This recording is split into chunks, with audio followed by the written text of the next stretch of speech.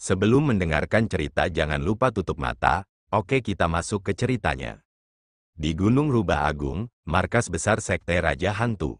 Sudah 3 hari sejak kematian Dukun Agung itu, King Long memerintahkan orang-orang untuk mengkremasi tubuh tetua itu dan menyimpan abunya dalam sebuah guci. Guci kecil porselen biru dan putih itu sekarang berada dengan tenang di atas meja di samping tangannya. King Long menatap lama ke arah guci itu, lalu mendesah pelan, mengalihkan pandangannya. Selama 3 hari terakhir, semua urusan di Sekte Raja Hantu ditangani oleh King Long dan Yuji. Setelah kejadian malang 3 hari lalu, Raja Hantu dan Li Hantu bersembunyi di kamar mereka sendiri dan sampai hari ini, belum muncul. King Long masih dapat mengingat dengan jelas, 3 hari yang lalu, ketika pintu batu berat itu terbuka perlahan sambil menganga, 2 orang lelaki berjalan keluar. Kedua lelaki itu tidak takut pada apapun, tampak seperti mereka telah kehilangan jiwa mereka, ekspresi mereka linglung dan sedih. Raja Hantu bernasib lebih baik, dan berkata pelan, selama 3 hari, aku tidak akan diganggu. Setelah berbicara, dia langsung berjalan ke kamarnya dan tidak pernah keluar lagi. Adapun Ghostly, dia seperti orang yang tidak bisa berkata apa-apa, tidak berbicara sepatah kata pun dan hanya berjalan terus, sampai dia menabrak dinding batu, darah mengalir dari dahinya, dan dia, tampaknya sama sekali tidak menyadari hal itu, berbalik, tersandung dan jatuh dalam perjalanan ke kamarnya. Rombongan itu tercengang melihat pemandangan itu dan kurang lebih sudah dapat menebak hasilnya, tetapi ketika mereka melihat ke dalam bilik batu, bilik itu dibanjiri darah dan sang Dukun Agung yang telah meninggal dalam keadaan duduk tegak di dalam genangan darah dengan kepala tertunduk. Pemandangan tragis itu mengejutkan mereka. Hanya Biao yang tetap seperti sebelumnya, ekspresinya damai dan seperti nyata, berbaring di panggung batu es itu dan lonceng hewan di tangannya bersinar dengan cahaya keemasan redup. Suara langkah kaki terdengar di sampingnya, membuyarkan lamunan King Long. Dia mendongak. Sosok Youji yang seperti hantu, muncul dan berdiri di sampingnya. Namun, dia tidak melihatnya. Dia malah melirik ke arah ruangan di belakangnya dan berkata pelan, ketua sekte belum muncul. King Long menggelengkan kepalanya dan berkata pelan, sudah 3 hari, tidak ada satu berita pun. Kerudung hitam wajah Youji sedikit bergoyang, dia tetap diam. Walaupun mereka tidak menyaksikan apa yang terjadi tetapi mereka berdua dapat membayangkan kejadian menyedihkan itu. Di dunia ini, kalau ada sesuatu yang bisa lebih menyakitkan daripada keputusasaan, itu adalah ketika seseorang melihat harapan dan harapan itu ada di depannya, Anda kembali tenggelam dalam keputusasaan. Ketika keduanya saling berhadapan dan tidak ada kata-kata yang perlu diucapkan, tiba-tiba pintu di belakang King Long mengeluarkan suara pelan. Pintunya terbuka perlahan, King Long dan Youji terkejut dan segera berbalik. Pintu kayu polos sederhana itu terbuka ke dalam, mengeluarkan suara ringan dan berat, menambah nuansa kenangan masa lalu, mungkin berkaitan dengan kesedihan pemiliknya. Satu kaki melangkah keluar dari ruangan itu, sosok Raja Hantu perlahan muncul di hadapan mereka. King Long dan Youji terdiam menatap lelaki yang tampak sudah lama tak bertemu itu. 3 hari kepala penuh uban, rambut Raja Hantu semuanya telah berubah menjadi putih salju.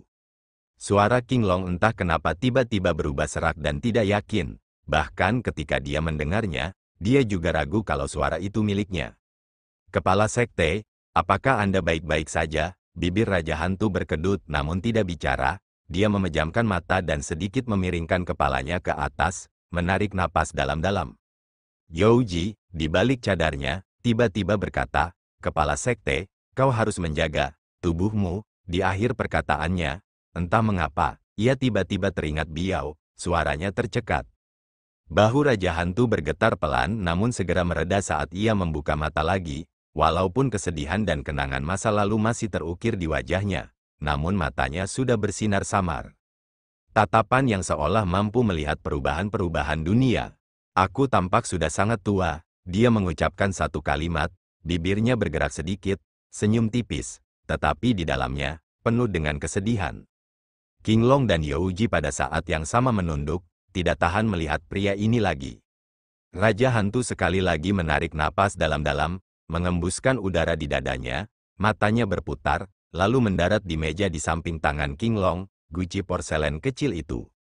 Di sini, tanyanya samar-samar, King Long melangkah maju, mengambil guci dan memberikannya kepada Raja Hantu, berkata, setelah Dukun Agung meninggal, bawahan dengan berani membuat keputusan dan mengkrementasi tubuh tetua, di dalam guci kecil ini adalah abunya.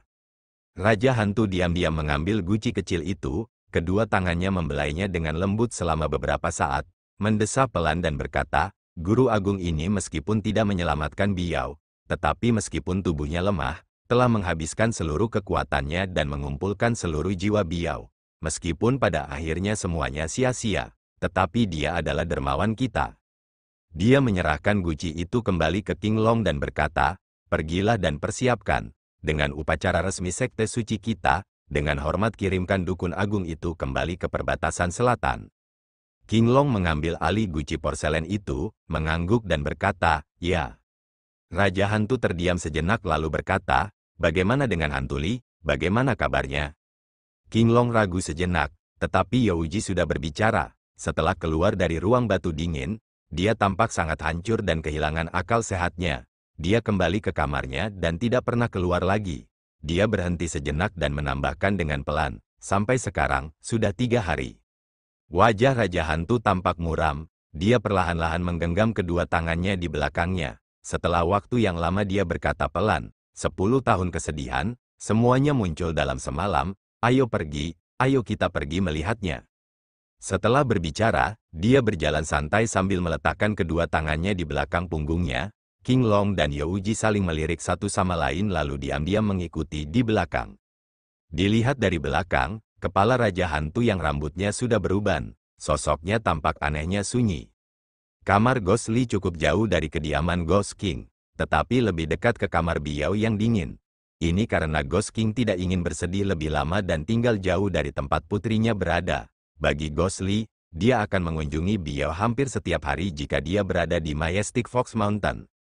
Saat mereka bertiga melewati koridor dan mendekati kamar Ghost Li, King Long dan Youji dengan jelas menyadari ada yang berbeda pada tubuh Ghost King, tidak tahu apakah itu karena dia lagi-lagi mendekati tempat menyedihkan itu. Namun keduanya, tak seorang pun mengatakan sepatah kata pun. Akhirnya, mereka tiba di pintu batu yang sepi itu, tempat Ghost Li tinggal, daerah itu sepi, dia selalu lebih suka menyendiri, hanya saja di kejauhan di luar pintunya. Seorang murid Ghost King Sek berdiri di sana. Raja Hantu melangkah maju, membuka pintu batu dan masuk, dan tercengang. King Long dan Youji menyadari ada yang tidak beres dan masuk untuk melihat. Ruangan itu kosong, bukan hanya Hantu Li yang tidak ada di sana. Bahkan Xiao Hui pun tidak ada. Perabotan di ruangan itu tampak tidak tersentuh dan tidak ada yang tidak pada tempatnya, hanya tempat tidur yang tampak berantakan.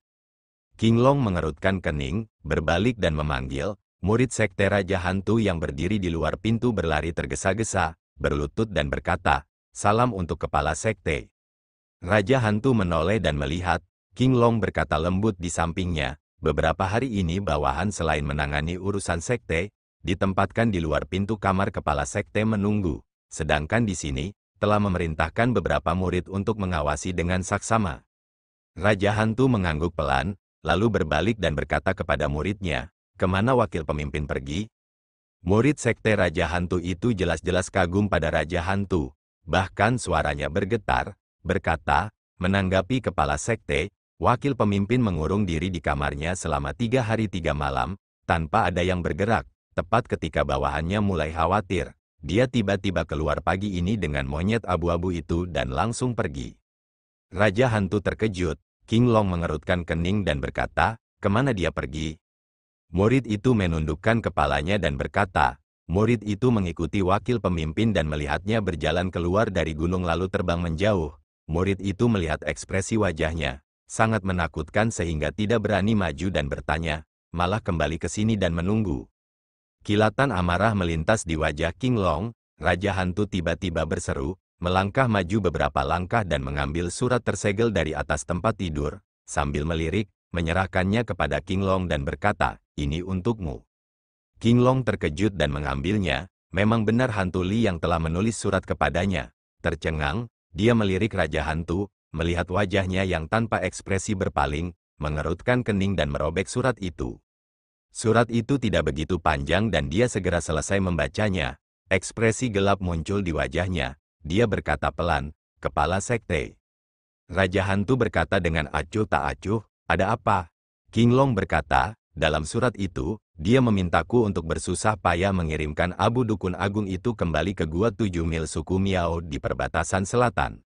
Raja Hantu menggelengkan kepalanya perlahan, lalu tiba-tiba menghela napas dan berkata, lupakan saja, lupakan saja. King Long tampak bingung. Raja Hantu malah berbalik dan berbicara kepada muridnya, kamu boleh pergi.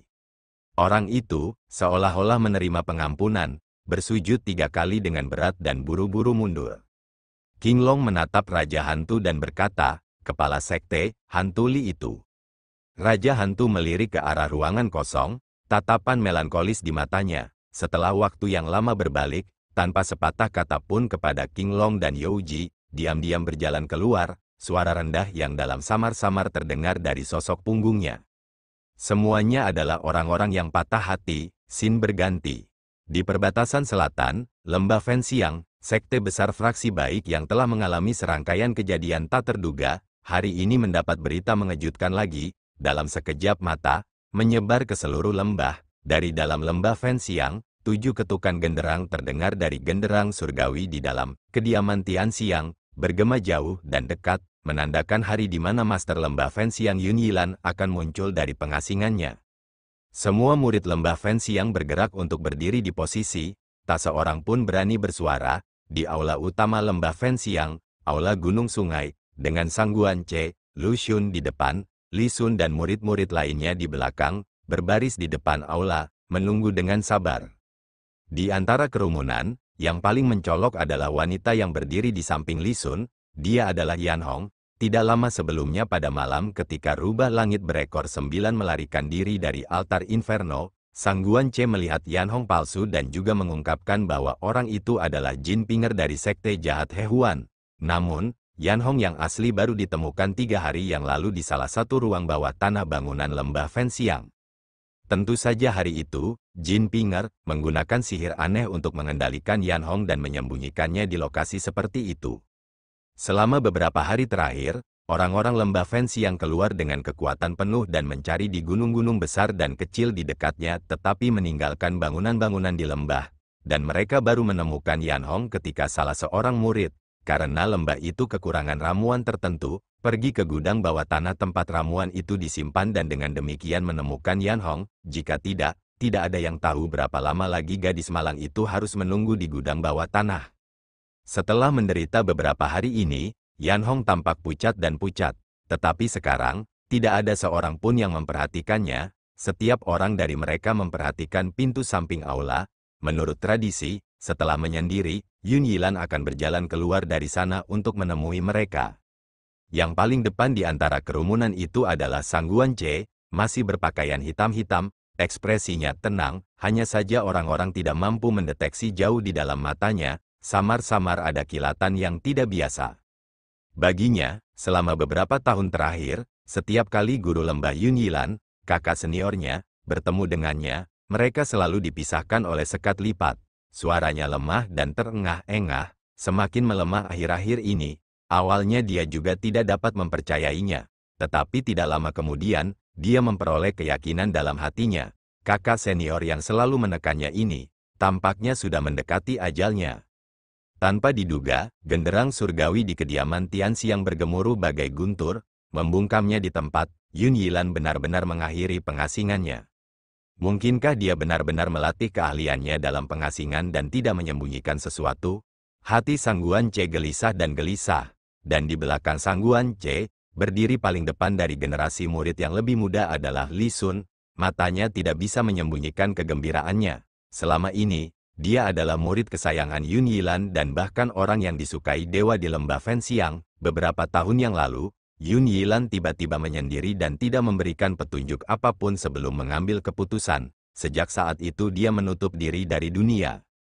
Walaupun Li Sun menganggap Yun Yilan sangat menyayanginya dan merupakan satu dari 2 orang bersama Sang Guanche yang diizinkan menemui Yun Yilan, tetapi mungkin karena usia Li Sun yang masih muda dan tingkat kultivasinya, Yun Yilan menyerahkan urusan Lembah Fenxiang kepada Sang Guanche. Dengan demikian status Li Sun tampak turun. Namun sekarang Yun Yilan muncul lagi. Permainan kekuasaan berubah secara alami. Dia masih murid kesayangan kepala lembah, kandidat yang tak terbantahkan untuk kepala lembah berikutnya, bobot kata-katanya tidak lagi sama. Dan yang paling penting adalah, baru kemarin, yang merupakan malam sebelum Yun Yilan mengakhiri pengasingannya, sebuah pertemuan rahasia terjadi antara dia dan Yun Yilan dan dia tahu sebelumnya bahwa mentornya akan mengakhiri pengasingannya. Dan setelah kemunculan mentornya, keinginannya yang telah lama diinginkan akhirnya dapat terwujud. Begitu dia memikirkannya, wajah Li Sun yang gagah tidak dapat lagi menahan kegembiraannya. Tubuh Sang Guan Ce bergerak dan kemudian berbalik perlahan. Keponakan guru muda itu berdiri sedikit di belakangnya dan meskipun dia berusaha sekuat tenaga untuk tetap tenang tetapi kebahagiaan dan kegembiraan yang menggelegak dalam dirinya bukanlah sesuatu yang dapat disembunyikan oleh usia dan pengalamannya, dan terlebih lagi di hadapan tatapan mata Sang Guan Ce yang tajam seperti elang yang dapat melihat emosi dunia. Hei, dia mencibir dalam hatinya, bergumam pelan pada dirinya sendiri. Anak muda, jalan yang harus kamu lalui. Kamu masih belum tahu berapa panjangnya. Tepat ketika semua orang sibuk dengan pikiran mereka sendiri, tiba-tiba suara merdu dari genderang, seperti datang dari surga tertinggi, bergema di aula utama. Sang Guan Ce dan Roro lainnya menjadi bersemangat, merapikan pakaian dan penampilan mereka, melihat ke arah pintu samping. Sosok merah berkelebat, sosok satu orang perlahan muncul. Pakaian merah menyala yang secara tradisional merupakan pakaian para pemimpin lembah Fenxiang, melambangkan kepercayaan sekte api yang terhormat. Tanpa merasakan panasnya api dan tanpa cahaya yang menyilaukan namun entah mengapa kilatan warna merah melintas di mata halayak dan semuanya tanpa terkecuali mendapat suatu perasaan yang tidak dapat dijelaskan, sebuah bola api merah berjalan tanpa tergesa-gesa ke arah mereka. Dan ketika orang banyak itu kembali tenang dan melihat dengan jelas ke arah sosok dalam bola cahaya merah itu, semua orang termasuk Sang Guan Ce yang tadinya selalu tenang kini berseru pelan tak percaya. Orang yang sedang mendekat adalah seorang laki-laki setengah baya yang kelihatannya berusia paling banyak 40 tahun, kepalanya penuh dengan rambut merah terang yang lembut, tidak diikat, dan berkibar bebas di bahunya, memancarkan sedikit perasaan tidak bermoral. Semua orang saling berpandangan, beberapa tahun yang lalu sebelum Yun Yilan mengasingkan diri, semua orang ingat dengan jelas bahwa dia sudah menjadi seorang lelaki tua yang lemah, rambutnya sudah memutih semua tetapi sekarang orang ini jauh lebih muda dari Yun Yilan dan kulitnya cerah dan halus, tidak ada sedikit pun kerutan yang terlihat. Namun bentuk wajah orang ini jelas-jelas Yun Yilan, terutama Sang Guan Ce, lebih dari siapapun dia bersama Yun Yilan paling lama dan dapat memastikan bahwa seperti itulah rupa Yun Yilan ketika dia masih muda tetapi melihat penampilannya, itu melampaui sikap anggunnya di masa mudanya. Dengan penampilannya yang menakjubkan, tidak ada yang dapat berkata apa-apa. Yun Yilan malah tampak acuh tak acuh, melangkah dengan angkuh ke aula, di depan orang banyak, matanya tajam, dia menatap mereka lalu tiba-tiba tersenyum, suaranya sama sekali berbeda dari suara tua di ruang rahasia, jelas dan menyenangkan, berkata, "Kenapa, kalian semua tidak mengenaliku, Tuan Lembah ini?" Semua orang gemetar, Li Sun adalah yang pertama bereaksi, bersujud dan berkata dengan lantang, "Murid dengan hormat menyambut guru keluar dari pengasinganmu, memberi selamat kepada guru atas keberhasilan dalam mengolah jalan yang benar." Orang-orang segera tersentak bangun, masing-masing bergegas memberi hormat, keterkejutan di mata Sang Guan Ce berangsur-angsur memudar dan dia juga menundukkan kepalanya. Yun Yilan tampak baik-baik saja, suasana hatinya pun semakin membaik. Ia melambaikan tangannya dan berkata, "Baiklah, baiklah, kita semua sudah lama tidak berjumpa, ayo kita berdiri dan berbincang." Kerumunan itu pun sadar dan mulai berdiri. Yun Yilan tersenyum dan menatap mereka, lalu menatap Sang Guan Ce, dan berkata, "Adik, selama beberapa tahun ini kamu hanya berdiri dan mengurusi urusan lembah. Kamu pasti sudah lelah, kan?" Sang Guan Ce menggelengkan kepalanya, tersenyum dan berkata, "Ketika kakak senior tidak ada, itu adalah apa yang seharusnya aku lakukan sebagai adik junior. Namun kejadian beberapa hari yang lalu di altar neraka, aku..." Yun Yilan tiba-tiba tertawa terbahak-bahak, menyela perkataannya, berkata, "Masalah masa lalu, mengapa adik junior harus memikirkannya? Hari-hari masih panjang, mari kita luangkan waktu untuk berdiskusi." Keterkejutan tampak melintas di wajah Sang Guan Ce. Tetapi dia tidak berkomentar lebih jauh, hanya menundukkan kepalanya dan berkata, "Iya." Yun Yilan melirik ke arah kerumunan, melihat tatapan kagum sekaligus terkejut di mata mereka, jelas tubuhnya yang telah memutar balik waktu benar-benar mengejutkan mereka. Tanpa memberikan penjelasan lebih lanjut, dia berbalik dan bertanya pada Li Sun, apakah akhir-akhir ini ada masalah di lembah ini? Li Sun melangkah maju dan berkata dengan penuh hormat, pagi ini, Pendeta Daksuan dari Sekte King Yun Dataran Tengah membawakan kita sepucuk surat. Katanya itu adalah balasan atas surat guru beberapa hari yang lalu.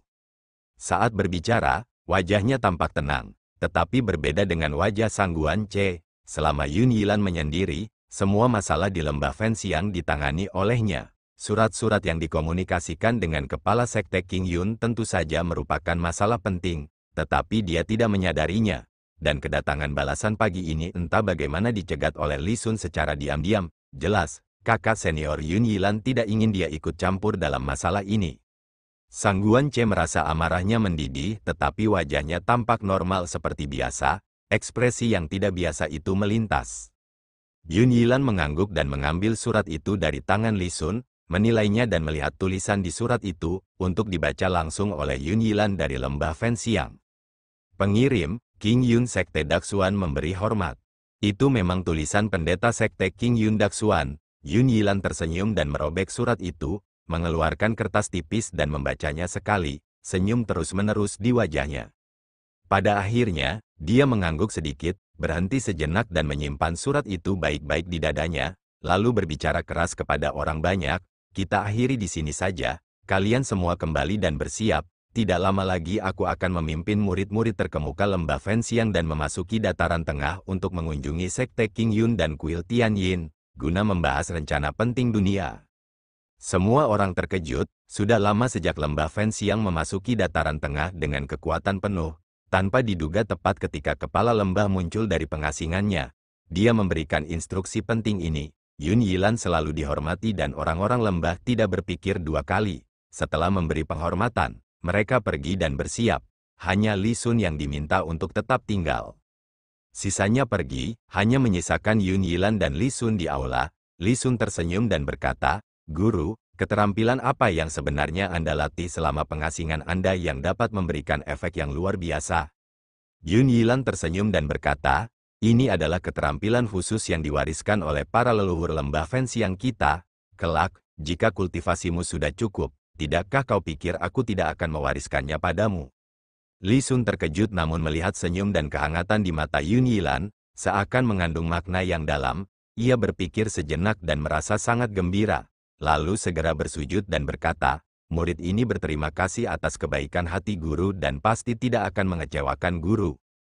Yun Yilan tersenyum dan membantu Li Sun berdiri, menilainya, mendesah dan berkata, kondisi tubuhmu sangat bagus dan memiliki bakat luar biasa dalam kultivasi, tetapi kamu masih muda dan sombong, pikiranmu masih impulsif, kamu masih harus meraih kesempatan untuk dirimu sendiri, berlatih lebih tekun dan kamu bisa menjadi seorang pria dengan bakat hebat. Li Sun mengangguk dan berkata, terima kasih guru atas bimbinganmu. Oh benar, guru, kamu memintaku untuk tinggal. Apakah ada yang salah? Yun Yilan berkata, benar sekali, aku ingin kamu melakukan perjalanan ke Central Plain terlebih dahulu. Li Sun tertegun, lalu berkata, dataran tengah, kemana? Yun Yilan berkata dengan acuh tak acuh, Bukit King Yun, aku akan menulis balasan nanti. Kamu harus segera berangkat dan memberikan surat ini secara pribadi ke tangan pendeta Daksuan dari Bukit King Yun. Li Sun mengangguk dan berkata, ya. Yun Yilan mondar-mandir dan berkata, setelah pendeta Daksuan membaca surat ini, kemungkinan besar dia akan memintamu untuk tinggal beberapa hari di Bukit King Yun. Kau tidak perlu menolaknya. Tinggallah beberapa hari di King Yun dan aku akan segera menyusul bersama yang lain. Li Sun mengangguk namun merasa bingung, lalu berkata, Guru, apakah urgensi untuk memasuki Central Plains ini merupakan hal yang penting? Yun Yilan tersenyum dan berkata, bukankah ini karena masalah yang sudah lama kau mohon padaku? Li Sun terkejut dan kemudian kegembiraan muncul di wajahnya. Dia segera berlutut lagi dan berkata dengan lantang, terima kasih guru atas pemberianmu. Yun Yilan menggelengkan kepalanya dan tersenyum, berkata, baiklah, kau bisa kembali dulu untuk bersiap dan kembali lagi nanti untuk mengambil suratku, lalu langsung berangkat. Li Sun dengan gembira menerimanya dan melangkah keluar. Setelah sosok murid muda itu menghilang, senyum di wajah Yun Yilan perlahan menghilang. Dia berbalik ke selatan, menghadap ke 10.000 gunung besar dan menatap jauh. Setelah waktu yang lama, dia tiba-tiba berbicara dengan mencibir. Karena kamu ingin keluar, aku akan membiarkan seluruh dunia datang dan menghentikanmu. Ingin aku menanggung beban ini sendirian? Hei, aku tidak sebodoh itu. Di 10.000 gunung besar, taklukkan gua kuno iblis. Gua kuno penakluk iblis, tempat binatang jahat dihidupkan kembali, tampak sangat berbeda dari pemandangan sebelumnya, di mana awan hitam menjulang di atas kepala dan angin dingin menderu, meskipun langit masih redup. Namun kumpulan udara hitam yang berkumpul di pintu masuk gua telah bubar. Angin yin yang terus-menerus bertiup keluar dari gua kuno tersebut juga telah lenyap tanpa jejak. Selain gunung yang ditumbuhi tanaman liar yang tetap tidak berubah, hanya patung wanita yang berdiri di luar pintu masuk gua, hujan atau cerah, dan tepat di depannya, mengenakan pakaian sutra berwarna cerah, ada seorang pria muda yang sangat gagah, dengan sedikit raut wajah menggoda. Gadis yang lebih cantik dari biasanya, alisnya ramping, matanya merah, bibirnya tipis dan rahangnya lancip. Kalau diperhatikan dengan seksama, wajah ini samar-samar ada kemiripan dengan patung wanita itu. Hanya saja, perilaku mereka sangat berbeda. Pemuda ini adalah binatang jahat yang bangkit dari gua kuno penakluk iblis. Tak seorang pun dapat menduga bahwa binatang buas yang ditakuti oleh banyak orang di perbatasan selatan adalah pemuda yang rupawan dan menawan ini. Sejak hari pertama dia dihidupkan kembali, entah mengapa dia tidak melakukan apa-apa. Tidak ada pembantaian besar-besaran, tidak ada teriakan atau sorak kegirangan. Tetapi hanya seperti itu, berdiri dengan tenang di depan patung batu wanita dukun linglong, menatap dalam diam. Sosok hitam melintas dengan cepat. Sang dukun jahat melayang tanpa suara, berdiri di belakang pemuda itu. Yang mulia Dewa Binatang, pemuda itu tanpa bergerak, tanpa menoleh pun, berkata, ada apa? Sang dukun jahat menatap punggungnya dan berkata, 13 raja jahat telah menaklukkan sisa-sisa orang barbar di 10.000 gunung besar, menunggu yang mulia Dewa Binatang. Pemuda itu lalu bergerak, berbalik tanpa tergesa-gesa, dan berkata dengan acuh tak acuh, berapa jumlah suku yang tersisa secara total? Dukun jahat itu berkata, sekarang hanya ada 37 suku. Pada abad ini, kelompok-kelompok di 10.000 gunung besar tanpa pemimpin, banyak suku saling bertarung dan saling membunuh dan banyak yang musnah. Pemuda itu mencibir, ekspresinya sama sekali tidak tampak kecewa. Sebaliknya ada perasaan angkuh yang samar-samar terpancar dari dalam dirinya, tatapan matanya tajam, mengamati wajah dukun jahat yang ditutupi cadar hitam itu. Dukun jahat itu tiba-tiba merasa mukanya seperti terbakar api. Sebenarnya seharusnya ada 38 suku, pemuda itu berkata dengan santai, masih ada kamu, bukan, anggota terakhir dari suku dukun hitam. Sang dukun jahat menundukkan kepalanya, tidak berbicara. Pemuda itu menoleh perlahan, tatapannya kembali ke wajah dukun linglong. Setelah menatapnya cukup lama, dia tiba-tiba berseru, kayu hitam. Tubuh dukun jahat itu bergetar, nama itu baginya bagai luka yang dalam di hatinya, setiap panggilan, akan menyayatnya sekali. Pemuda itu menatap patung itu, suaranya tiba-tiba menjadi berat, berkata, begitu banyak tahun, sebelum linglong, apakah kamu pernah menyesalinya dalam hatimu? Dukun jahat itu terdiam, setelah beberapa saat, dia berkata pelan, ya. Pemuda itu tidak menoleh, sepasang mata berkilauan dengan kilatan aneh, mengalir tanpa henti, samar-samar berkata, di dunia ini selain kakakmu yang telah berubah menjadi roh yang ganas, hanya kau yang tahu hubungan antara aku dan linglong. Saat itu, kalian berdelapan, mengejarku melalui gunung dan sungai. Kalau dipikir-pikir sekarang, rasanya seperti kemarin. Tubuh sang dukun jahat di balik tabir itu, tiba-tiba tampak bergetar, seolah-olah kejadian masa lalu ada di depan matanya. Hanya saja, pemuda itu tampaknya tidak menyadari reaksi sang dukun jahat. Ucapannya, bukan ditujukan kepada sang dukun, melainkan kepada patung itu sambil bergumam, di matanya, yang ada hanya patung wanita dukun linglong itu. Kamu, suaranya perlahan menampakkan kesedihan, duka, dan kemarahan, untuk apa sebenarnya kamu melakukannya? Patung itu diam, berdiri tak bergerak. Di dalam hatimu, orang-orang biasa di dunia ini, ciptaan takdir apa? Mereka semua sebegitu penting, Suara pemuda itu tiba-tiba gelisah, perlahan menjadi lebih keras. Jika kau menganggap semua ini lebih penting daripada aku dan karena itu ingin menyingkirkanku, apakah seperti itu? Wajah pemuda itu, sedikit seringai menawan muncul dengan aneh. Tapi tahukah kau, aku sama sekali tidak peduli. Omong kosong apa kehendak langit, apa urusan orang biasa di kolong langit, ekspresinya makin lama makin muram, anehnya, meski sorot mata dan ekspresinya menakutkan, wajahnya makin menggoda dan cantik, tidak seperti manusia biasa. Kau ingin aku mati, kau hanya perlu mengatakan kata itu, tahukah kau tahu, teriaknya tegas, ke patung itu, lalu, perlahan, suaranya menjadi tenang. Tapi, kenapa, kamu malah memandang hal-hal ini lebih penting daripada dirimu sendiri, daripada hidupmu sendiri? Dengan perlahan, ia mengulurkan tangannya, membelai lembut wajah itu, yang telah kasar diterpa angin dan hujan yang tak terhitung jumlahnya, menyapu kenangan yang mendalam, wajah yang pernah hangat itu. Rasa dingin yang menusuk tulang, tanpa sedikit pun kehangatan, menjalar dari tangannya. Membuka kedua tangannya, memeluk dengan lembut, memeluk patung itu dalam pelukannya, wajah pemuda itu perlahan berubah menjadi lembut. Dukun jahat itu berdiri di belakang, diam-diam menyaksikan pemandangan yang tidak biasa itu. Aku tahu. Orang-orang biasa di dunia ini yang telah menyakitimu. Pemuda itu memejamkan matanya, seperti berbicara dalam tidurnya. Ia berkata dengan lembut, jangan khawatir, aku akan membiarkan semuanya terkubur bersamamu. Kemudian, aku akan datang untuk mencarimu. Tunggu aku, suara yang tenang itu perlahan menghilang. Pemuda menggoda itu memeluk patung yang dingin. Dukun berpakaian hitam itu berdiri tak bergerak.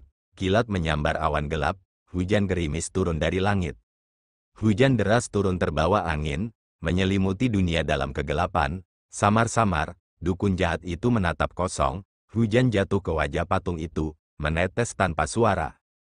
Seperti air mata, Sin memperlihatkan, 3.000 mil di sebelah timur King Yun, di samping jalan kuno yang membentang ke tenggara dari Gunung Kongsang, pedesaan liar yang tenang, saat itu adalah musim di mana rumput tumbuh panjang dan burung oriole terbang.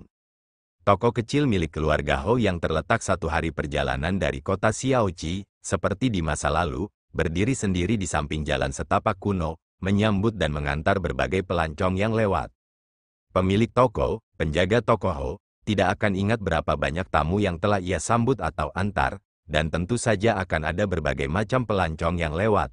Namun dalam 3 hari terakhir, ia perlahan dapat menegaskan, bahwa meskipun ia berangsur-angsur bertambah tua tetapi kemungkinan besar ia akan mengingat pelanggan ini. Jika dikatakan satu orang pelanggan juga tidak tepat, sebenarnya seharusnya pelanggan itu membawa seekor monyet aneh, dan bagi pemilik toko Ho, yang paling berkesan baginya adalah monyet yang tampak aneh dengan 3 mata itu. 3 hari yang lalu, ketika sedang berdiri di luar tokonya di samping jalan setapak kuno dan melayani pelanggan, penjaga toko Ho melihat seorang pria yang tampak lelah dan berdebu dengan ekspresi kosong berjalan dari jalan setapak kuno, di pundaknya ada seekor monyet bermata 3, entah mengapa, dia merasa orang ini sangat familiar.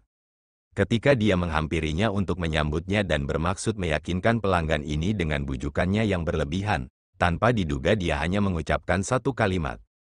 Pelanggan, kami punya teh hangat dan anggur yang lezat, silakan masuk dan beristirahat. Sebelum dia sempat menyelesaikan kalimatnya, lelaki pucat dan pucat itu tiba-tiba menghilang dari pandangannya. Saat berikutnya, ketika pemilik toko Ho tersadar, lelaki itu sudah duduk di antara meja-meja kayu di tokonya, dan di atas meja itu, ada batangan perak yang dapat menyediakan makanan dan minuman selama 3 hari di toko kecil ini. Penjaga toko Ho tentu saja senang, lalu bergegas pergi untuk mengantarkan makanan dan anggur. Namun, yang tidak diduganya adalah, pelanggan dan monyet ini benar-benar tinggal di tokonya selama 3 hari 3 malam dan sampai hari ini, tidak menunjukkan niat untuk pergi. Dan suasana hati lelaki itu, jelas sedang tidak baik. Selama 3 hari itu, pemilik toko Ho tidak melihatnya mengucapkan sepatah kata pun atau tersenyum sedikit pun. Setiap kali ia mengantarkan anggur dan makanan, lelaki itu hanya diam menatap botol anggur itu dan kemudian meminumnya perlahan. Namun toleransi alkohol pelanggan ini sangat buruk. Setiap kali dia minum sedikit, pemilik toko Ho memperkirakan tidak sampai setengah botol, dia akan terkulai di atas meja, tidak sadarkan diri, dan bertentangan dengan pemiliknya, monyet bermata 3 itu, malah mengejutkan pemilik Tokoho hingga tidak bisa berkata-kata. Sejujurnya, pemilik Tokoho dengan tokonya di sini, meskipun lokasinya terpencil tetapi karena jumlah pelancong yang lewat di sini cukup banyak, dia juga seseorang yang berpengalaman dan berpengetahuan luas. Tetapi dalam 3 hari ini, dia sudah bersumpah beberapa kali dalam hatinya, bahwa dalam hidupnya, ini adalah satu-satunya monyet yang pernah dilihatnya yang dapat minum paling banyak dan memiliki toleransi alkohol terbesar. Hanya dalam sehari, semua anggur istimewa yang disimpan di toko pemilik Tokoho, termasuk kendi anggur Nuer Hong yang kuat yang disembunyikan di bawah pohon belalang tua di belakang tokonya, semuanya dihabiskan oleh monyet ini. Akan tetapi monyet ini, jelas terlihat tidak puas. Ia memegang telinganya dan menggaruk pipinya, mengintip ke sana kemari, setelah melompat-lompat cukup lama, berlari ke arah penjaga Tokoho sambil menjerit-jerit tanpa henti. Meskipun penjaga Tokoho tidak mengerti bahasa monyet, tetapi orang bodoh pun dapat mengerti apa yang ingin dikatakan monyet itu. Awalnya ia tidak mau repot-repot tetapi tanpa diduga monyet ini begitu cerdik sehingga seperti hantu. Ia diam-diam mencuri perak yang disimpan penjaga Tokoho dan memamerkannya di depan penjaga Tokoho. Penjaga Tokoho tidak berdaya dan lagi pula, mereka memang telah membayar cukup banyak perak. Ia hanya bisa mengirim asistennya untuk bergegas melewati malam dan mengambil anggur dari kota Xiaoji. Awalnya ia masih cukup kesal tetapi seiring waktu, ia menjadi sangat menyukai monyet itu.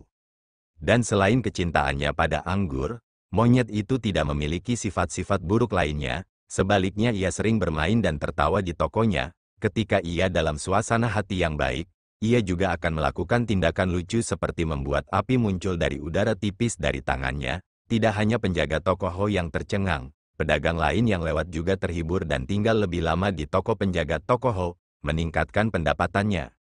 Dan pemilik monyet bermata 3 berwarna abu-abu ini. Berbeda dengan monyet yang lincah ini, ia lebih sering tertidur lelap dengan bau alkohol yang menyengat. Di sela-sela ia terbangun sekali dan hanya melihat ke sekeliling dengan kedua matanya yang tak bernyawa. Kadang-kadang monyet itu berlari kembali kepadanya, dan matanya akan sedikit berbinar lalu ia akan dengan malas membelai kepala monyet itu. Setelah itu ia akan tampak kembali mengingat beberapa kejadian menyedihkan, mengambil botol anggur dan minum lagi. Tak lama kemudian, ia akan kembali tertidur karena mabuk. Kadang-kadang pemilik Tokoho diam-diam berpikir, orang itu kemungkinan besar bukan hanya orang gila. Meskipun dia hanya seorang pemilik toko biasa, tetapi dia masih bisa merasakan bahwa orang ini berbeda dari para pelancong pada umumnya. Belum lagi yang lainnya, hanya fakta bahwa selama 3 hari ketika orang ini tinggal di toko kecil itu, selama malam-malam di mana nyamuk paling aktif di musim ini, tiba-tiba semuanya menghilang. Dan ada juga yang lainnya, di masa lalu selama larut malam, ratapan hantu yang sering bergema di pedesaan liar, seolah-olah mereka ditakuti oleh sesuatu. Juga semuanya menghilang, adapun pemilik Tokoho yang terbiasa dengan ratapan itu, sekarang setelah malam-malam tiba-tiba berubah begitu damai, dia sulit tidur. Pada sore hari itu, pemilik Tokoho berdiri di belakang meja kasir, menutup buku rekening yang baru saja selesai ditabulasikannya, menghela napas panjang, kemudian ia melihat ke arah tokonya sendiri.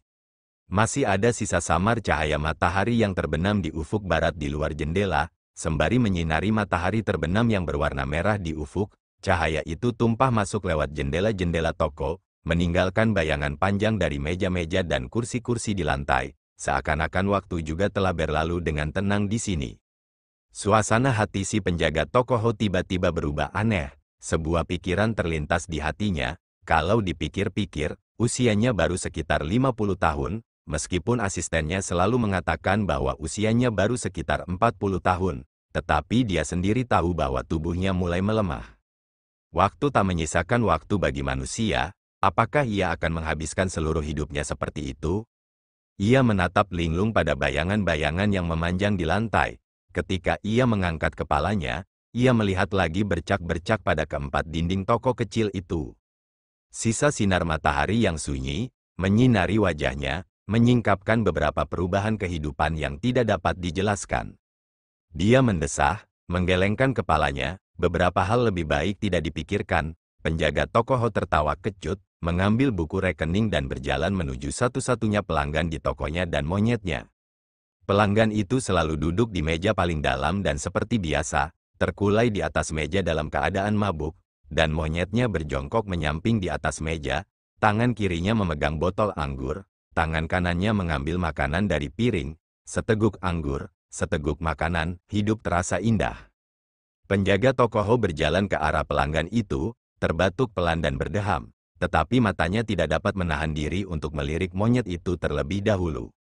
Monyet itu tampak tidak peduli dengan kedatangannya, hanya meliriknya sekali lalu kembali memperhatikan anggur dan makanan di tangannya. Penjaga toko Ho menghela napas, monyet ini adalah hewan yang paling suka anggur yang pernah dilihatnya seumur hidupnya dan di punggungnya, ia masih membawa tas anggur besar, meskipun tas itu sudah mengerut.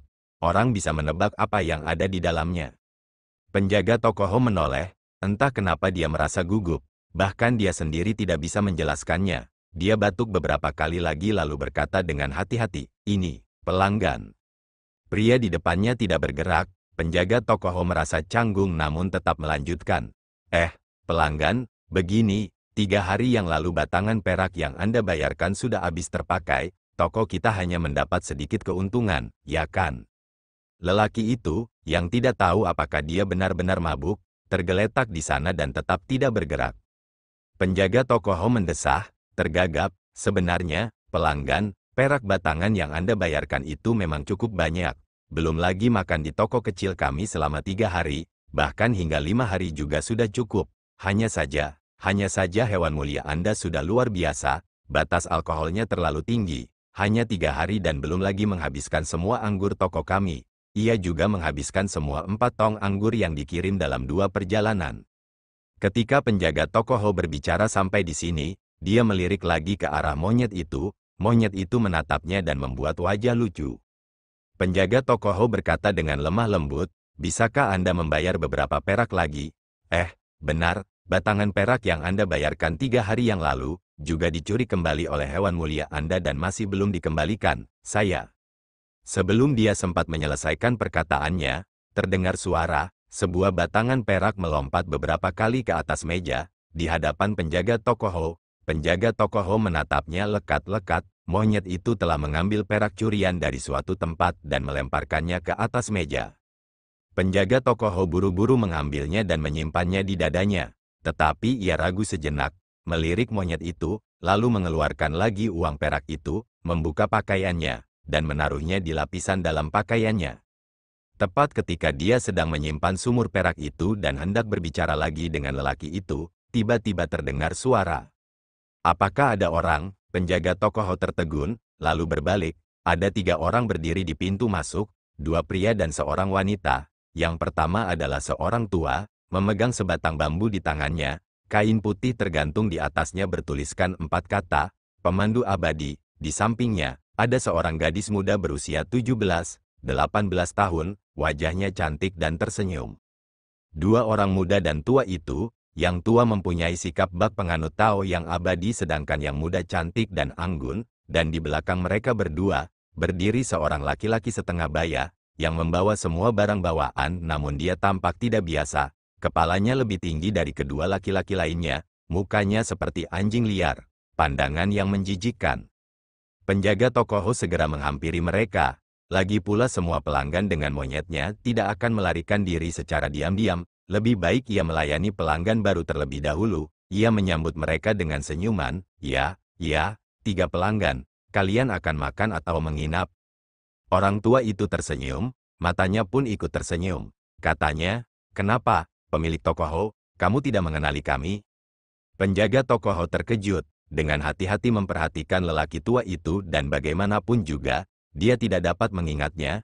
Dia telah berjualan di pinggir jalan kuno dan jumlah pelanggannya banyak, bagaimana dia dapat mengingat semuanya? Dia hanya dapat menggelengkan kepalanya dengan canggung dan berkata, "Maaf pelanggan, saya ini sudah tua, ingatan saya mulai menurun." Wajah lelaki tua itu menunjukkan ekspresi penuh belas kasihan, menggelengkan kepalanya, mendesah, dan berkata, "Aduh, kasihan, semua manusia fana kemungkinan besar seperti ini, dengan takdir abadi di depan mata, namun tidak memiliki mata cerdas untuk mengetahuinya." Penjaga toko Ho terkejut, langsung merasa kagum dan dengan saksama memperhatikan lelaki tua ini, melihat helaian rambut putihnya berkibar tertiup angin, tampak seperti orang bijak, kemungkinan besar adalah seorang guru Tao yang terpelajar. Meskipun dia tidak mengerti mengapa seorang guru Tao tampak seperti peramal pengembara dan wanita muda di samping lelaki tua itu memiliki ekspresi tidak setuju, tetapi dia pikir karena dia seorang guru, maka wajar saja dia sendiri sebagai orang biasa tidak akan bisa mengerti. Jika dia bisa mengerti, bukankah dia juga akan menjadi seorang guru? Ketika dia memikirkannya, wajah penjaga Tokoho menampakkan sedikit rasa hormat. Dengan hormat dia berkata, "Ya, pelanggan ini, tidak, Tuan, silakan masuk." Orang tua itu mengakui, sambil memegang tongkat bambu dan berjalan dengan angkuh. Wanita muda di belakangnya tertawa kecut dan menggelengkan kepalanya, sambil berbalik dia berbicara kepada pria dengan barang bawaan di belakangnya. "Taois anjing liar, ayo masuk juga dan beristirahat." Lelaki itu mengakui dan ikut masuk. Mereka bertiga duduk di satu meja. Lelaki berwajah anjing itu menaruh tas-tas itu di atasnya di kursi di sebelahnya. Terdengar suara, sepertinya tas-tas itu tidak begitu ringan. Ketiganya, tentu saja Zhou Yixian dan Xiao Huan, sedangkan pria berwajah anjing itu, adalah satu-satunya anggota Blood Forger Hall yang masih hidup, Wild Dog Taois. Sejak dari rawa kematian, Wild Dog Taois telah mengikuti Zhou Yixian dan Xiao Huan untuk menjelajahi dunia, dengan 4 lautan sebagai rumah mereka. Pada mulanya, Zhou Yixian sangat tidak menyukai Wild Dog dan setiap hari dia akan mengganggunya, kadang-kadang mengejeknya, tetapi pendeta Tao Wild Dog karena beberapa alasan, tampak seperti orang yang benar-benar berubah, seperti membuka lembaran baru bagi Buddha, menutup telinga terhadapnya dan terus mengikuti mereka. Sedangkan Xiao Huan, dengan hatinya yang baik, membelanya setiap kali dia tidak dapat mentolerirnya. Meskipun dia masih muda tetapi kata-katanya tajam, Zhou Yixian meskipun dia gelandangan kawakan tetapi sering dimarahi sampai tidak bisa berkata apa-apa, akhirnya dia hanya bisa menerima kenyataan. Untungnya seiring berjalannya waktu, dia perlahan-lahan menemukan bahwa anjing liar tidak semuanya tidak berguna, seperti tas berat yang biasa dia bawa. Dia bisa memberikan semuanya kepada buruh ini dan buruh di mata Xiao Huan yang bersyukur, tidak memprotes sama sekali dan malah tampak bahagia. Adapun kemampuan-kemampuan berguna lainnya, contohnya seperti menjumpai binatang buas selama perjalanan di pedesaan liar. Hantu-hantu ketika dalam perjalanan, bandit-bandit ketika melewati pegunungan dan sebagainya, sudah sewajarnya mereka mengutus si anjing liar, pahlawan besar, ini untuk mengurus semuanya. Sepanjang perjalanan, Zhou Yixian hanya merasa sangat tenang. Dia telah berkelana sepanjang hidupnya dan dia tidak pernah merasa senyaman ini seperti dalam beberapa bulan terakhir. Satu-satunya penyesalannya adalah tidak bertemu dengan si anjing liar ini lebih awal. Selama waktu ini, mereka bertiga kembali mengunjungi tempat-tempat lama, karena mereka sedang mengembara, mereka dapat pergi kemana saja. Selama mereka bepergian, sekali lagi mereka kembali ke jalan kuno ini, dan Zhou Yixian seperti roh yang jenaka, masih dapat mengingat penjaga Tokoho yang memiliki toko di pinggir jalan, berpura-pura menjadi seorang majikan dan membuat penjaga Tokoho kagum. Ketika melihat pemilik Tokoho menoleh hormat ke arahnya, Zhou Yixian pun gembira, berpura-pura memesan beberapa hidangan, dan setelah pemilik Tokoho pergi untuk menyiapkan, dia menoleh ke arah Xiao Huan dan Zhou Yixian untuk menyombongkan diri. Dia melihat ada yang aneh pada wajah mereka, ekspresi yang tak terbayangkan di wajah mereka, menatap ke depan. Zhou Yixian bingung dan berkata, "Hei, ada apa dengan kalian semua?" Pendeta Tao anjing liar mengangkat lengannya yang entah bagaimana berubah menjadi kaku, menunjuk ke suatu lokasi yang jauh di dalam toko kecil itu. Lihat sendiri. Zhou Yixian melotot padanya, lalu berbalik dan melihat, tiba-tiba tubuhnya pun bergetar. Di tengah sisa cahaya matahari sore, sinar terakhir mendarat dari jendela, di sudut toko yang remang-remang, sesosok tubuh seorang pria terkulai dan di atas meja, dalam bayangan, seekor monyet bermata 3 tengah menatap mereka. Xiao Huan tertegun, lalu memanggil pelan, "Xiao Hui." Sambil meletakkan hidangan hangat yang baru dimasak di atas meja, pemilik Tokoho kembali ke meja kasir, membuka buku rekeningnya sekali lagi, dan berpura-pura menghitung saldonya. Namun, matanya bergerak sedikit, di sela-sela membaca baris-baris itu, dia melirik pelanggannya di toko secara diam-diam. Zhou Yixian, Xiao Huan dan pendeta Tao anjing liar, mereka bertiga, sudah duduk di meja tempat Xiao Hui berada. Sedangkan untuk hidangan yang baru dipesan, tentu saja mereka juga diantar ke sana. Tetapi mereka semua tidak berselera untuk memakannya. Hanya Xiao Hui yang senang, makan dan minum dengan mulut penuh makanan dan anggur, tampak sangat bahagia.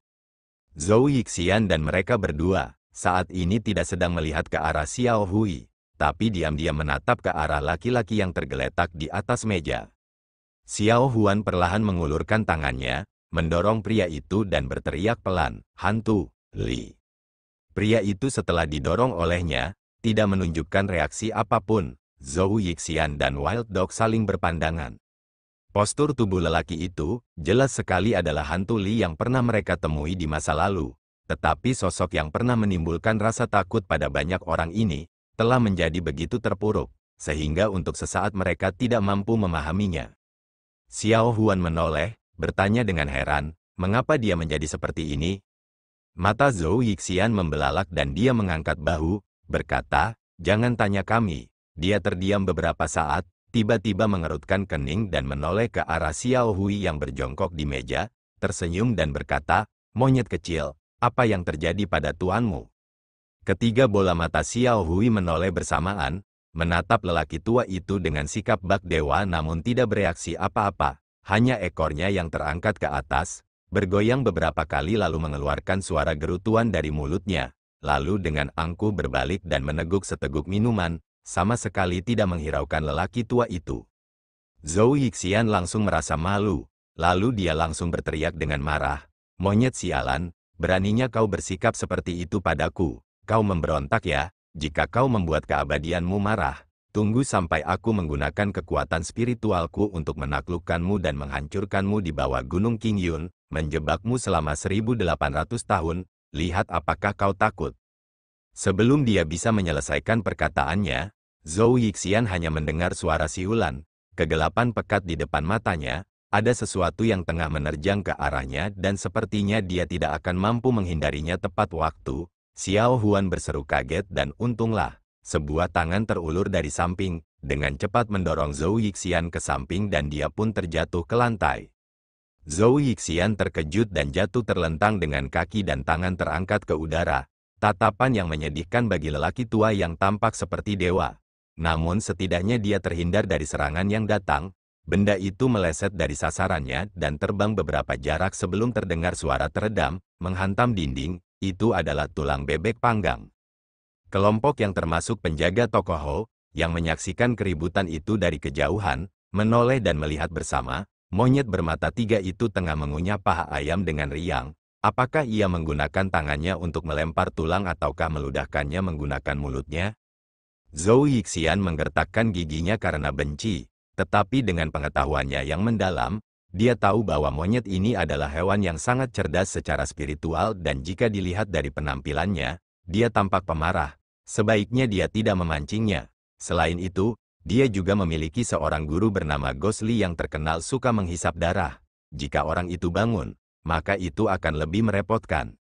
Dia terhuyung dan berdiri, memutar matanya, dan malah menyerang Taois anjing liar. "Kamu sengaja ingin aku mati, kan? Kenapa kamu harus menggunakan kekuatan sekuat itu untuk menjatuhkan keabadianmu?" Si anjing liar terdiam, kalau dia yang dulu, dia pasti akan membalas tapi si anjing liar kini hanya memutar bola matanya dan menoleh, mengabaikan Zhou Yixian. Zhou Yixian ditolak, merasa semakin marah dan hendak mengatakan sesuatu lagi ketika Xiao Hui menyela, "Kakek." Zhou Yixian dalam beberapa tahun terakhir, paling takut pada cucunya yang berlidah tajam ini, dia langsung tergagap dan diam tetapi mulutnya masih bergumam, jelas sangat tidak mau. Xiao Huan mengabaikannya, menoleh ke arah Xiao Hui, tersenyum dan berkata, "Xiao Hui, apakah kamu masih mengingatku? Aku pernah memberimu permen hao berlapis gula untuk dimakan." Mata Xiao Hui menatap Xiao Huan, ketiga matanya berkedip beberapa kali lalu tiba-tiba mengangguk dan mulai menyeringai, bahkan ekornya pun mulai bergoyang-goyang, tidak yakin apakah ia telah mempelajarinya dari anjing kuning itu, Da Huang, dari lembah bambu besar Bukit Qingyun. Xiao Huan tertawa terbahak-bahak, katanya, "Tidak menyangka kau masih mengingatku, kemarilah." Dia memberi isyarat kepada monyet itu. Mata Xiao Hui berputar-putar, mengulurkan tangannya ke kepalanya dan tampak sedikit bimbang. Karena kebiasaan ia ingin menggaruk kepalanya, tetapi salah satu tangannya memegang botol anggur, yang lain memegang paha ayam. Kedua tangannya sibuk sehingga ia memutuskan untuk menggunakan paha ayam saja untuk mengusap kepalanya yang berbulu, meninggalkan sedikit noda minyak. Xiao Huan menutup mulutnya dan tertawa pelan. Xiao Hui melihatnya tertawa dan ikut menyeringai, lalu perlahan bergeser dan datang ke hadapan Xiao Huan yang berjongkok. Zhou Yixian, anjing liar dan penjaga toko Hou di kejauhan, menatap dengan tak percaya. Xiao Huan dengan hati-hati menilai monyet itu, mengeluarkan sapu tangan, mengerutkan kening dan berkata, "Buang saja barang-barang di tanganmu." Monyet bermata tiga itu membeku sejenak, memanggilnya, jelas dia tidak mau. Xiao Huan dengan lembut menepuk kepalanya, berkata, "Cepat." Mulut Xiao Hui berkedut, dia menaruh kembali paha ayam itu ke dalam piring, menatapnya beberapa kali lagi, lalu saat dia hendak meletakkan botol anggur, dia tiba-tiba mengambil satu suap besar dari botol itu sebelum menaruhnya di atas meja. Xiao Huan menggelengkan kepalanya dan tak kuasa menahan tawa. "Kapan kau menjadi serakah seperti ini?" Sambil berbicara, ia menarik kedua tangan monyet itu ke arahnya dan menyeka minyak dengan sapu tangan. Xiao Hui diam-diam membiarkannya melakukan itu. Anehnya, selain tuannya, Ghost Li, monyet bermata tiga itu tampaknya hanya mempunyai kesan yang baik pada beberapa gadis, sedangkan pada orang-orang seperti Zhou Yixian, anjing liar, ia tampaknya tidak pernah menyukai mereka. Setelah selesai membersihkan diri, Xiao Huan menyingkirkan sapu tangannya, melirik Ghost Li yang sedang terkulai di atas meja, dan berkata kepada Xiao Hui, bagaimana dia bisa menjadi seperti ini? Xiao Hui menggaruk kepalanya, mulai memanggil, pada saat yang sama menggerakkan tangannya dan memberi isyarat. Semua orang saling memandang dengan bingung, jelas tidak ada yang mengerti. Xiao Hui tampaknya menyadari hal ini dan menghentikan apa yang sedang dilakukannya. Tiba-tiba monyet itu menunjuk ke arah Xiao Huan, hampir saja menusuk mukanya. Xiao Huan terkejut, si anjing liar hendak bergerak, ia mengira monyet itu buas dan liar, namun tiba-tiba dihentikan oleh Zhou Yixian. Anjing liar terkejut dan menoleh ke arah Zhou Yixian. Zhou Yixian hanya berkata pelan, "Lihat dulu." Xiao Hui menunjuk ke arah Xiao Huan, lalu tiba-tiba membalikkan badan dan melompat ke tengah meja, memanggil tanpa henti, memberi isyarat ke arah Xiao Huan, lalu kedua tangannya bergerak ke atas dan ke bawah tubuhnya, membentuk siluet tubuh. Xiao Huan tertegun, Zhou Yixian mengerutkan kening dan berkata, "Wanita." Xiao Hui mengangguk dengan sungguh-sungguh, lalu menunjuk ke arah hantu Li dan membentuk-bentuk hati dengan tangannya, memanggil beberapa kali, tiba-tiba tubuhnya jatuh ke belakang lurus ke bawah. Xiao Huan tiba-tiba berteriak, "Hati-hati," sebelum kata-katanya berakhir, Xiao Hui yang terlalu asyik dengan aksinya, lupa bahwa ini bukanlah sebuah meja yang sangat besar dan sambil melompat-lompat, ia telah sampai ke tepi meja. Saat terjatuh, terdengar suara, "Putong," ia telah jatuh ke dasar meja. Xiao Huan merasa geli sekaligus khawatir. Ia pun segera bangkit untuk memeriksa. Namun tiba-tiba terdengar suara, monyet itu sudah berlari mendekat, menyeringai ke arah Xiao Huan. Xiao Huan melihat monyet itu tidak mengalami luka apapun. Ia pun merasa lega, lalu menepuk-nepuk kepalanya. Xiao Hui mengedipkan matanya, memperhatikan Xiao Huan. Xiao Huan terdiam sejenak, lalu melirik Ghost Li lagi, berbalik dan berbicara kepada Zhou Yixian, "Kakek, dia ini." Zhou Yixian mengerutkan kening dan berkata, "Mungkinkah dia disakiti oleh seorang gadis? Dengan keterampilan dan statusnya saat ini di Sekte Raja Hantu, di dunia, tidak banyak yang bisa mencapainya. Apakah Su Yu dari Sekte King Yun, jika bukan San Miao dari Sekte Jahat, Sekte He Huan?" Taois anjing liar yang duduk di samping, tiba-tiba berkata, "Aku rasa tidak." Zhou Yixian membalas dengan marah, "Apa katamu? Beraninya kau menentang aku yang abadi." Pendeta Tao anjing liar tidak melihat ke arahnya, ekspresi aneh muncul di wajah anjingnya, melihat ke arah sosok yang terkulai itu, dia berkata perlahan, "Dari apa yang aku tahu, dia bukanlah tipe orang yang menganggap kemenangan dan kekalahan sebagai hal yang penting, dan dia juga tidak memiliki luka apapun di tubuhnya." Zhou Yixian mendengus, tidak memikirkan apapun, dan berkata dengan nada mengejek, "Itu karena tingkat keterampilanmu dan yang lainnya sangat berbeda. Jika dia sepertimu, dengan keterampilan yang hanya kelas 2, menang sekali dan kalah sekali, tentu saja dia akan memandang kemenangan dan kekalahan dengan enteng. Setiap hari dia berkata, kemenangan atau kekalahan adalah hal yang biasa bagi seorang prajurit. Pendeta Tao anjing liar menjadi geram dan hendak membantahnya ketika Xiao Huan melotot ke arah mereka berdua, sambil meninggikan suaranya, baiklah, cukup. Zhou Yixian dan Wild Dog kemudian berhenti pada saat yang sama, tetapi keduanya saling melotot marah. Xiao Huan merenung sejenak, lalu mengangguk, seolah telah mengambil keputusan, lalu berkata pada Xiao Hui, Xiao Hui, kau dan dia akan ikut dengan kami terlebih dahulu. Apa? Sebelum Xiao Hui bisa bereaksi, Zhou Yixian dan Taois anjing liar sudah berteriak terlebih dahulu. Suara mereka keras, bahkan penjaga Tokoho yang berada di kejauhan juga ikut terkejut. Xiao Huan menatap mereka dan berkata, ada apa? Pendeta Tao anjing liar tergagap dan berkata, dia punya terlalu banyak musuh. Aku khawatir akan ada masalah. Xiao Huan berkata, aku tidak takut. Apa yang kamu takutkan? Pendeta Tao anjing liar terdiam namun Zhou Yixian di sampingnya tak kuasa menahan diri dan berkata dengan marah, kami ini bukan orang yang beramal, mengapa kalian selalu menerima orang lain? Xiao Huan melotot ke arah kakeknya, berkata, dia bukan orang lain, dia menyelamatkan hidupku di rawa kematian, dan, tiba-tiba sambil menyeringai, berkata, kakek, 10 tahun yang lalu kamu menipu orang lain tentang menginjak kotoran anjing, apakah kamu masih ingat?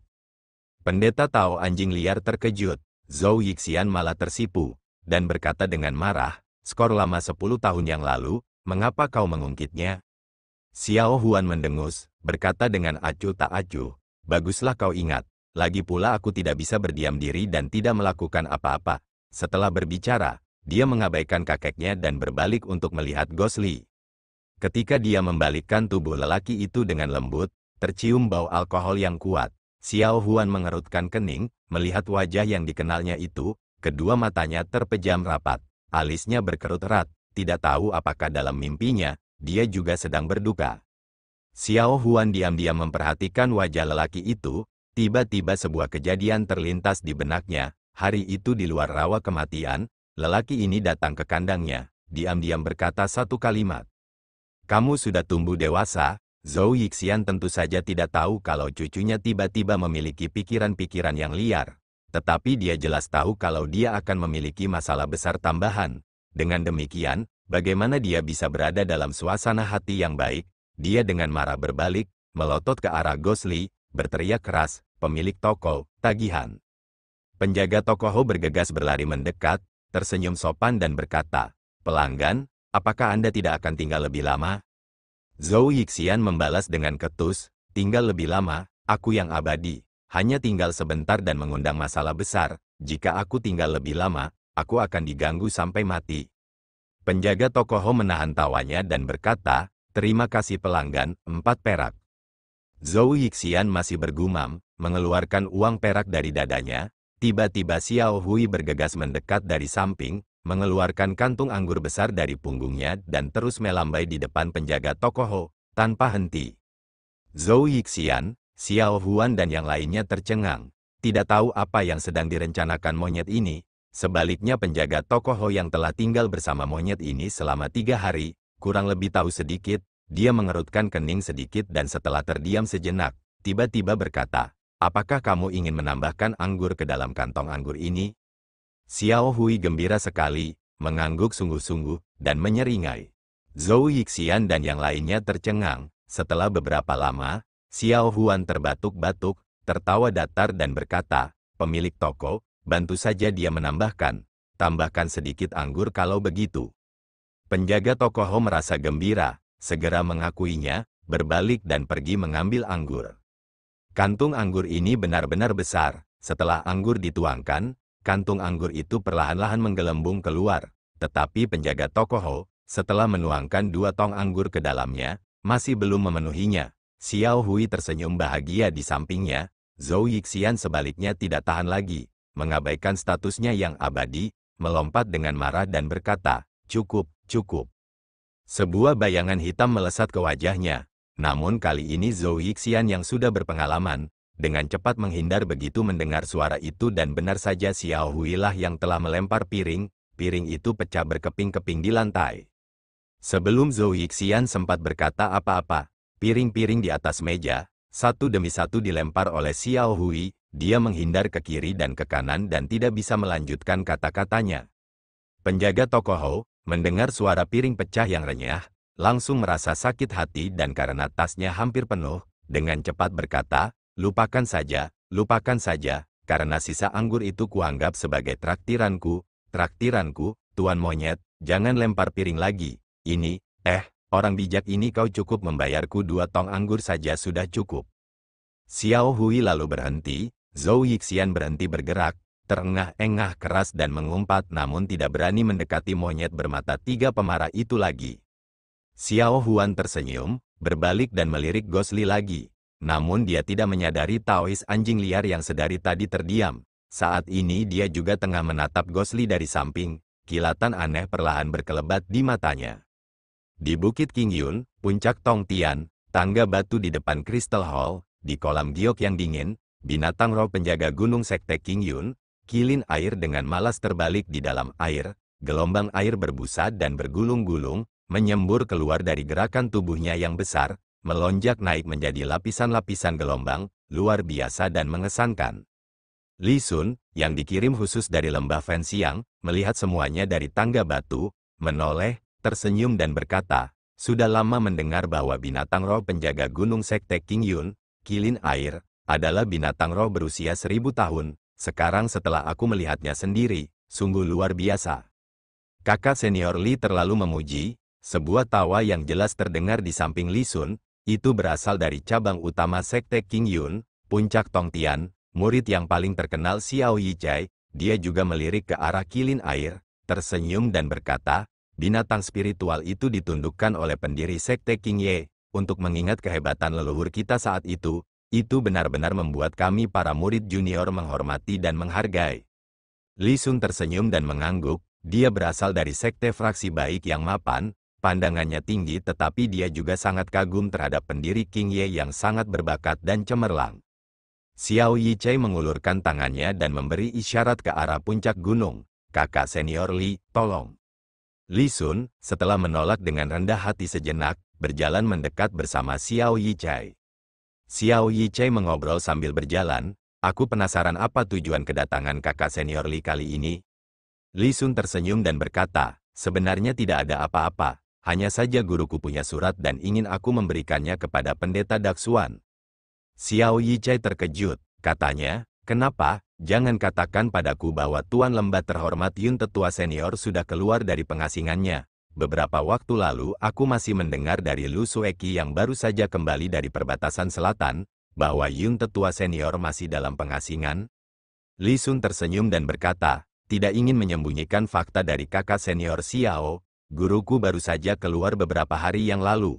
Ku dengar dia berkata bahwa dia sudah lama tidak bertemu dengan pendeta Daksuan dari Dataran Tengah, Master Pu Hong, dan teman-teman lamanya. Dia sangat khawatir dan berniat untuk datang berkunjung. Raut wajah Xiao Yichai sedikit berubah, lalu dia tertawa terbahak-bahak, ini tidak bisa lebih baik lagi. Kedatangan senior Yun yang agung, sungguh sesuatu yang penting yang sudah lama tidak terjadi di fraksi baik Dataran Tengah kita. Li Sun menatapnya, Xiao Yichai menoleh balik, keduanya saling berpandangan cukup lama, tiba-tiba keduanya tertawa terbahak-bahak, ekspresi mereka gembira. Xiao Yichai menarik tangan Li Sun, tersenyum dan berkata, kemarilah, guruku kebetulan sedang mengobrol dengan para paman guru di aula kristal hari ini, biar aku yang memimpin jalan dan aku akan memperkenalkan mereka. Li Sun tersenyum dan berkata, kalau begitu aku akan merepotkan kakak senior Xiao. Setelah berjalan beberapa langkah, dia tiba-tiba teringat sesuatu, lalu berkata kepada Xiao Yichai, oh benar, kakak senior Xiao, ada satu hal yang ingin aku tanyakan. Xiao Yichai tersenyum dan berkata, kakak senior Li boleh bicara apa adanya. Li Sun berkata, sebelumnya sekte Qingyun mengirim adik perempuan Lu Sueki ke perbatasan selatan untuk mengunjungi guruku. Ekspresi Xiao Yichai berubah sedikit lalu kembali normal namun perubahan ini tertangkap oleh Li Sun. Li Sun terkejut namun dia tetap melanjutkan bicaranya. Hari itu saat kita mengucapkan selamat tinggal, Lu Sueki terlihat sedikit terluka. Lagi pula dia terluka karena dia menolong lembah Fenxiang kita. Aku yang rendah hati ini khawatir dan bertanya-tanya apakah tubuhnya baik-baik saja beberapa hari ini. Xiao Yichai berpikir sejenak, lalu berkata, terima kasih banyak atas perhatian Senior Li.